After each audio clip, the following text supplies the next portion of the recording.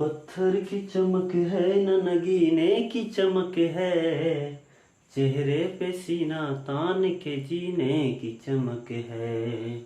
पुरखों से विरासत में हमें कुछ न मिला था, पुरखों से विरासत में हमें कुछ न मिला था, जो ये दिख रही है खून पसीने की चमक है। तो शुरू करते हैं अपने मैथ वाला में। आज आपको पॉलिनोमियल के बारे में बताएंगे। पॉलिनोमियल क्या होता है, पॉलिनोमियल कितने प्रकार के होते हैं, और पॉलिनोमियल से आपको जो पेपर में देखने को मिलेगा उसके बारे में पूरा बताएंगे। पॉलिनोमियल को हिंदी में कहते हैं बहुपद। दूसरा चैप्टर है हाई स्कूल का। तो एनसीईआरटी का जितने भी क्वेश्चन है वो सभी कराएंगे। तो सबसे पहले समझते हैं बहुपद किसे कहते हैं, इंग्लिश में पॉलिनोमियल। तो इसमें सीखते हैं पॉलिनोमियल सबसे पहले। तो पॉलिनोमियल का जो अर्थ होता है, पॉली का जो अर्थ होता है वो मैनी होता है। पॉली का जो अर्थ होता है वो मैनी होता है, और नोमियल्स का जो अर्थ होता है वो होता है terms, many terms. Many terms का जो हिंदी में अनुवाद करेंगे तो एक से अधिक पद। मैनी मीन्स बहुत से, टर्म मीन्स पद, मतलब एक से अधिक या बहुत बहुत अधिक पद। एक से अधिक पद क्या कहलाते हैं, बहुपद कहलाते हैं। बहुपद जिसमें बहुत पद हो, मतलब दो, बहुत से का मतलब यह है कि एक से अधिक पद, एक से अधिक पद, तो वो क्या कहलाएगा आपका, बहुपद कहलाएगा। तो बहुपद किसे कहते हैं, जिसमें एक से अधिक पद हो वो क्या कहलाता है आपका, बहुपद कहलाता है। जैसे इसमें सीखेंगे कि बहुपद में सबसे मेन पॉइंट है कि बहुपद कहते किसे हैं, जिसमें एक से अधिक पद हो उसे क्या कहते हैं, बहुपद कहते हैं। सिंपल तो ये दे रखा है, लेकिन बहुपद वास्तविक में बहुपद पद कौन से होते हैं, जिसमें चर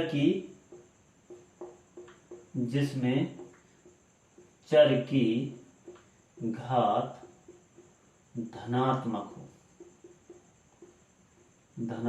हो, जिसमें किसी भी चर का मतलब है वेरिएबल्स, इंग्लिश में बोलते हैं इसे वेरिएबल्स। तो किसी भी चर की अधिकतम घात कितनी हो, धनात्मक हो, ना कि प्लस माइनस में हो। जैसे एक्स स्क्वायर प्लस का 6x प्लस 5, या कहें x माइनस 2, या कहें 3y प्लस 5।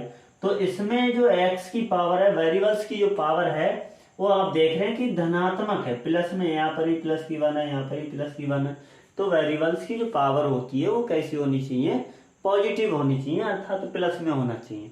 तो यहाँ पर ये सभी आपके क्या कहलाएंगे, बहुपद कहलाएंगे। क्या कहलाएंगे, बहुपद। जो यहाँ पर ये वेरिएबल दे रखा है, एक्स वेरिएबल है, वाई वेरिएबल है, तो इनकी जो पावर है वो काय में दे रखी है, प्लस में दे रखी है, अर्थात धनात्मक। अब आप ये देखेंगे कि ये तो बहुपद हो गए। अब ऐसे पद भी आपको देखने को मिलेंगे जो बहुपद नहीं है। जैसे 1/x माइनस 1 दे रखा है, तो इसकी पावर अगर ऊपर लेंगे तो माइनस की पावर आएगी। इसको अगर लिखेंगे तो x की पावर -2 और 1/3 x की पावर माइनस का बनाएगा, और ये तो 1/2 है। तो जिसकी पावर आपको अगर माइनस में मिले तो वो बहुपद नहीं होगा, तो वो बहुपद नहीं होगा। बहुपद सदैव जो वेरिएबल्स की पावर होती है वो कैसी होती है, धनात्मक होती है। सदैव इसकी पावर कैसी होनी चाहिए, धनात्मक। तो क्या कहलाता है आपका, बहुपद कहलाता है। अब इसमें सीखेंगे कि बहुपद के प्रकार कितने होते हैं, बहुपद के प्रकार कितने होते हैं। यहां सीखेंगे बहुपद के प्रकार, ये लिखा हुआ है बहुपद के प्रकार। जो हाई स्कूल का गणित है एनसीईआरटी का, उसके बारे में जो दूसरा चैप्टर ये दे रखा है आपका, वो सीखें। तो बहुपद किसे कहते हैं ये समझ में आ गया होगा। इसका वर्ड्स का मैंने अर्थ ही बता दिया। पॉली का मतलब होता है मैनी, और नोमियल्स का अर्थ होता है टर्म, जिसमें बहुपद हो, मतलब एक से अधिक पद हो। अब सीखेंगे बहुपद के प्रकार। पहला होता है रैखिक बहुपद। रैखिक बहुपद वह कहलाता है जिसमें चर की घात कितनी होनी चाहिए, 1, जिसमें किसी भी वेरिएबल की पावर कितनी हो, 1। जैसे आपका दे रखा है यहाँ x वेरिएबल दे रखा है तो इसकी पावर कितनी है, 1। यहाँ पर y वेरिएबल दे रखा है तो यहाँ पर पावर कितनी है, 1।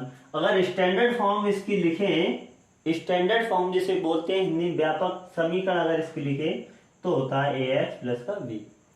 तो रैखिक समीकरण जिसमें किसी भी वेरिएबल्स की पावर या चर की पावर कितनी हो 1 हो तो वो क्या कहलाता है, रैखिक बहुपद कहलाता है।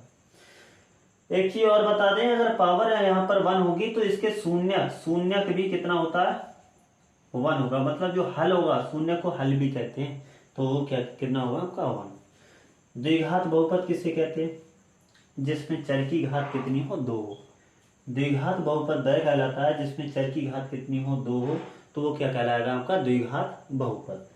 इसमें वेरिएबल्स दे रखा है एक्स की जो डिग्री है इंग्लिश में बोलते हैं पावर के लिए, इसकी जो डिग्री दे रखी है वो कितनी 2, यहाँ पर डिग्री कितनी दे रखी 2। यहाँ पर जो स्टैंडर्ड फॉर्म है वो क्या है आपकी A X square plus B X plus का कितना सी। अब बात करें त्रिघात बहुपद, तो त्रिघात बहुपद किसे कहते हैं, जिसमें चर की घात कितनी हो 3 हो, तो वो क्या कहलाएगा आपका त्रिघात बहुपद। जैसे 3x³ दे रखा है प्लस का 5x² दे रखा है माइनस का 2x प्लस 1। और स्टैंडर्ड फॉर्म अगर इसकी कहें तो इसकी स्टैंडर्ड फॉर्म होती है ax³ प्लस का bx² प्लस का cx प्लस का d। तो ये समझ में आ गया होगा। अब चतुर्घात की अगर बात करें तो जिसमें वेरिएबल्स की पावर कितनी हो 4 हो तो वो चतुर्घात बहुपद कहलाएगा। तो बहुपद जो हाई स्कूल में आपको पढ़ने को मिलेंगे वो केवल दे रखे हैं 3। पहला रैखिक, दूसरा द्विघात बहुपद, तीसरा है त्रिघात बहुपद। रैखिक में पावर 1 होनी चाहिए, द्विघात में पावर 2 होनी चाहिए, त्रिघात में पावर 3 होनी चाहिए। तो ये चीजें दे रखी कि बहुपद के प्रकार कितने होते हैं, तो वो आपको बता दिया गया है। बहुपद होता है जिसकी जो पावर है वो धनात्मक होनी चाहिए, और जिसकी पावर अगर माइनस में आ रही है तो वो ऋणात्मक मतलब बहुपद नहीं होगा। तो इसमें सबसे पहले सीखेंगे, एक ही और बता दें, यहाँ पर जैसे 3x² दे रखा है प्लस का 5x प्लस c, मतलब अगर 9 दे रखा है। तो एक ही और बता दें कि यहाँ जो कॉफिशिएंट है, कॉफिशिएंट जिसे कहते हैं गुणांक, जैसे x² का गुणांक यहाँ पर कितना है, x² का गुणांक कितना है यहाँ पर 3, जो कॉफिशिएंट है वो कितना 3। अगर x का गुणांक कहें तो कितना है 5, अचर पद कहें तो कितना है यहाँ पर 9। तो ये समझ में आ गया होगा, जो x² के गुणा में है वो गुणांक कहलाता है उसका। x की जो गुणा में है वो कितना कहलाएगा, इसका x गुणा 5 दे रखा है, और ये वेरिएबल दे रखा है आपका कांस्टेंट, इसे कहते हैं कांस्टेंट को अचर कहते हैं। तो ये समझ में आ गया होगा कि गुणांक किसे कहते हैं, x² का गुणांक कितना होगा, y का गुणांक कितना होगा, कोई भी वेरिएबल्स दे रखा हो तो उसमें। अब इसके बाद देखेंगे एक्सरसाइज आपकी दे रखी है 2.1। पहली एक्सरसाइज है, इसमें दिया है शून्यक। एक चीज बता दें आपको, शून्यक किसे कहते हैं, शून्यक। मान लो ये दे रखा है ax² प्लस का bx, या सबसे पहले सीखो ax प्लस b, ये दे रखा है रैखिक बहुपद। इसमें शून्य कितने होंगे, एक चीज हमेशा याद रखें, x की पावर अगर 1 है, x की किसी वेरिएबल्स की पावर 1 है तो यहाँ पर शून्य कितने होंगे, शून्य होगा 1। अगर पावर 1 है, घात जिसे बोलते हैं घात 1 है तो शून्य कितना होगा 1। घात 2 है तो शून्य कितने होंगे 2, और घात 3 है तो शून्य कितने होंगे 3। बात समझ में आ गई होगी। घात का मतलब जैसे x प्लस का 3 है, तो यहाँ पर जब x का मान निकालेंगे तो x प्लस 3 इक्वल टू 0, तो x इक्वल टू कितना है माइनस का 3। इस टाइप से देखें, यहाँ पर अगर दे रखा है x² माइनस का 9 दे रखा है, और इक्वल टू में इस टाइप से बहुपद दे रखा है, तो x² माइनस का 9 इक्वल टू करेंगे 0, तो x² इक्वल टू करेंगे 9, तो x इक्वल टू आएगा √9। तो इसको अगर लिखेंगे तो ये आएगा x equal two plus minus 3। तो x की जो वैल्यू आई वो एक प्लस में 3 और एक माइनस में 3। तो ये समझ में आ गया होगा। ऐसे यहाँ पर अगर x की पावर सपोज दैट दे रखा है 3 - 1 बराबर कितना 0, तो यहाँ पर भी पावर कितनी आएगी, यहाँ जो x की वैल्यू आएगी वो कितनी आएगी, 3 आएगी। तो आपको समझ में आ गया होगा कि अगर पावर 1 है तो इसका हल कितना होगा 1, अगर पावर 2 है तो इसके हल कितने होंगे 2, और पावर 3 है तो इसके हल कितने होंगे 3।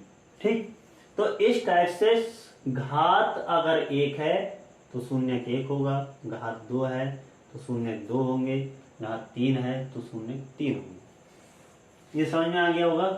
तो इस टाइप से मैंने बताया। शून्य को देखो क्या कहते हैं, शून्य होते हैं आपके, शून्य को हल भी कहते हैं, मूल भी कहते हैं, और मूल और समाधान भी कहते हैं, समाधान भी कह देते हैं। लेकिन यहाँ पर आप जो द्विघात बहुपद दे रखा है, बहुपद जो पढ़ेंगे आप उसमें ये पढ़ेंगे कि शून्य, कि इसके शून्य कितने होंगे। तो शून्य समझ में आ गया होगा कि शून्य किसे कहते हैं। शून्य वह होता है जिसमें किसी भी वेरिएबल्स की पावर 1 है तो उसके शून्य 1 आएगा, वेरिएबल्स की पावर 2 है तो शून्य 2 आएंगे, वेरिएबल्स की पावर 3 है तो शून्य 3 आएंगे। इसके बाद देखें, इसमें एक्सरसाइज दे रखी है 2.1, एनसीईआरटी का क्वेश्चन है।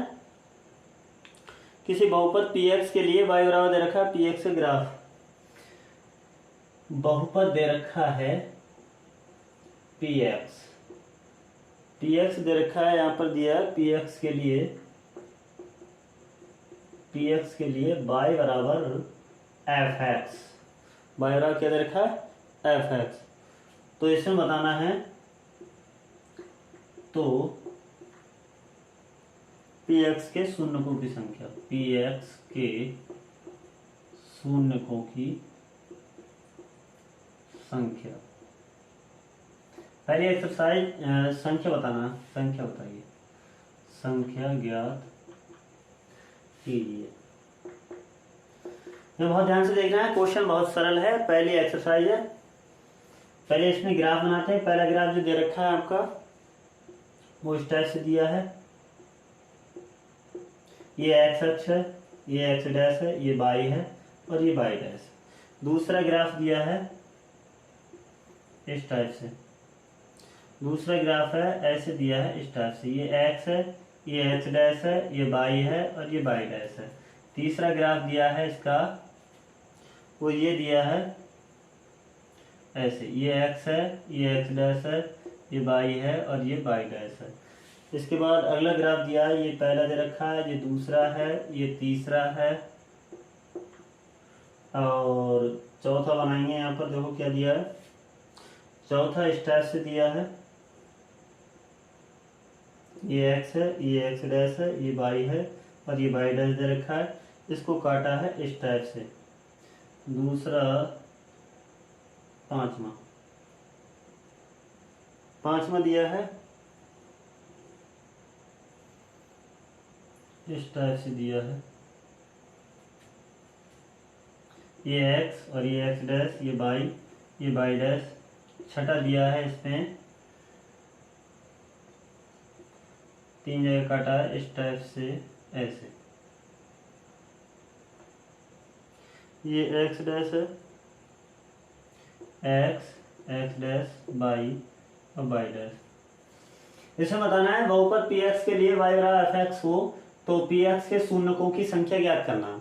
मतलब आपको ये बताना है कि जो ग्राफ है वो x को कई जगह काट रहा है। x को, ये वाला जो ग्राफ दे रखा है, ये वाले जो ग्राफ दे रखे हैं, जो x अक्ष को जितनी जगह काट रहे हैं उतने ही इसके मतलब शून्यकों की संख्या होगी। अब यहाँ देखें कि यहाँ पर जो x अक्ष है, इसको ये वाली जो लाइन है ये कहीं काट रही है, नहीं काट रही ना। तो इसमें बताना है शून्य कितने होंगे, इसमें शून्यकों की संख्या कितनी होगी ये बताना है। शून्य होगा 0, क्योंकि ये x अक्ष को नहीं काट रहा है, ये x अक्ष को नहीं काट रहा है। यहाँ पर देखो शून्य कितने होंगे, यहाँ शून्य बताना कितने होंगे, यहाँ शून्य होंगे। देखो ये x अक्ष को कई जगह काट रहा है, एक जगह, ये यहाँ पर काट रहा है ओनली, तो शून्य 1 होगा। अब ये देखना है यहाँ पर शून्य कितने होंगे, यहाँ देखो एक जगह ये काटा है 1 दूसरी जगह ये काटा है बी, और ये तीसरी जगह काटा है सी। तो मतलब क्या जगह काट रहा है, 3 जगह, तो शून्य कितने होंगे, 3। ऐसे यहाँ देखना है शून्य कितने होंगे, एक जगह ये काट रहा है, एक जगह ये, तो शून्य कितने होंगे, यहाँ शून्य होंगे आपके 2। यहाँ देखना है शून्य कितने होंगे, यहाँ शून्य होंगे, देखो 1 2 3 4, तो शून्य की संख्या कितनी होगी, 4। यहाँ पर दिया है 1 2 और यहाँ 3 सी, तो यहाँ शून्य कितने होंगे, 3।